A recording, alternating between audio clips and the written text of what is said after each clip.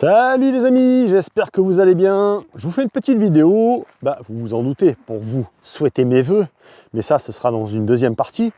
Et en premier lieu, pour vous donner un petit peu des news au niveau santé. C'est pas folichon, hein. Depuis 3 jours, je vous avouerai que c'est pour ça que cette semaine il n'y a pas eu de vidéo. J'ai une hernie cervicale entre la C5 et C6 qui m'enquiquine depuis X années. Alors le problème, c'est que quand on a une hernie cervicale, il est déconseillé de bloquer le cou avec une minerve. Septembre dernier, accident de vélo, patatrac, 8 fractures dans la colonne, 4 fractures sur les cervicales C1, C2. Là, j'ai pas fait semblant encore une fois.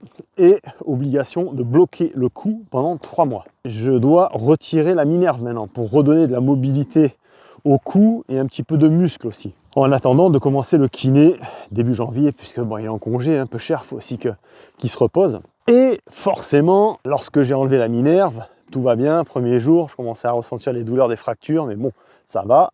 Par contre, l'hernie cervicale s'est réveillée puissance 10. Donc, une douleur extrême. Je ne sais pas si certains d'entre vous sont confrontés à ce genre de soucis, mais alors moi, quand ça part en crise aiguë, je vous garantis qu'on est vraiment à la limite du supportable, mais vraiment.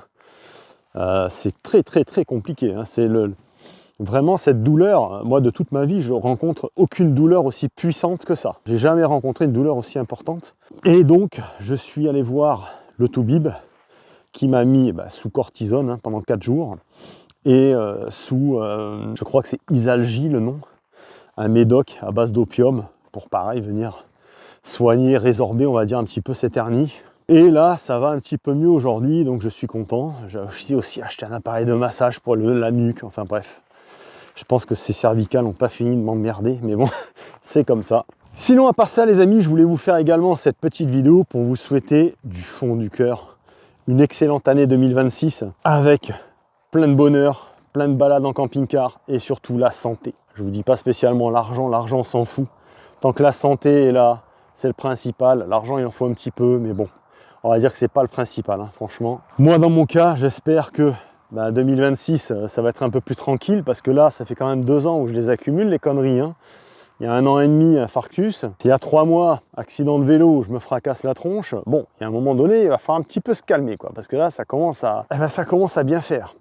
J'aimerais bien quand même que ça se calme un petit peu et qu'on puisse avancer sereinement dans la vie, parce que là, les problèmes, franchement, je les accumule et là, j'en ai un petit peu marre. Donc, chers amis, je vous souhaite du fond du cœur de passer un excellent réveillon et une très bonne année 2026 avec plein de bonheur à la clé et plein de balades en CC. Allez, je vous embrasse.